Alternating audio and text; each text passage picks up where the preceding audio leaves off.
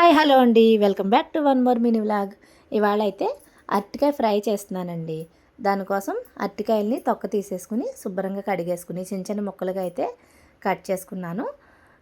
ఇప్పుడు వాటర్లోంచి ఒక బేసిన్లోకి తీసేసుకుని కొంచెం అయితే సాల్ట్ పట్టించి పక్కన పెట్టుకున్నానండి. స్టవ్ మీద ఒక కడాయి పెట్టుకుని స్టవ్ ఆన్ చేసుకుని ఆయిల్ వేసుకున్నానండి. ఇప్పుడు ఈ సాల్ట్ పట్టించిన అరటికాయ ముక్కల్ని అయితే ఇందులో వేసేసుకుని నెమ్మదిగా అయితే కలుపుకుంటున్నాను. అరటికాయ ముక్కలకి సాల్ట్ పట్టించడం వల్ల మనకైతే చల్లారినా కూడా ముక్కలు గట్టిగా అయిపోకుండా ఉంటాయండి. అరటికాయ ఇష్టం లేని వాళ్ళు కూడా ఇలా చేస్తే చాలా ఇష్టంగా అయితే తింటారండి. ఇప్పుడు దీంట్లో కొంచెం జీలకర్ర, మిరియాలు అయితే వేసి మెత్తగా అయితే దంచేసుకుంటున్నానండి. సో ఇప్పుడు ఈ మెత్తగా దంచుకున్న పొడిని అయితే మనం ఈ వేగిపోయిన అరటికాయ ముక్కల్లో అయితే వేసేసుకుందాము. ఇవి వేసుకున్నాక ఒక 5 నిమిషాలు వేగితే సరిపోతుంది. మనకి జీలకర్ర వేగిపోతే చాలు.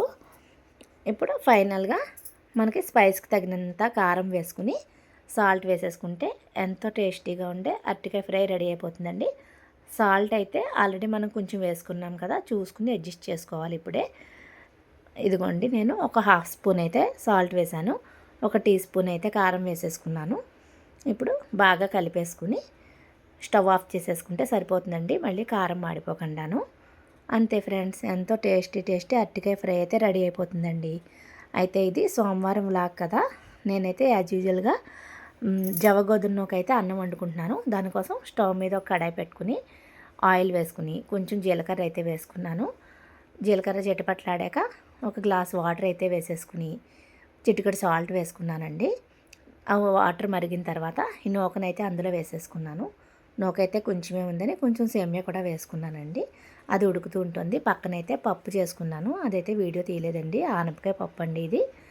ఇదిగోండి, నాకు ఇది కూడా మరిగిపోయింది. స్టవ్ ఆఫ్ చేసేసుకున్నాను. ఇక్కడ జవగోధుమ రైస్ కూడా అయిపోయిందండి. మీకు ఈ వీడియో నచ్చితే కనుక నా ఛానల్ని లైక్ చేయండి, షేర్ చేయండి, సబ్స్క్రైబ్ చేయండి ఫ్రెండ్స్. అంతే.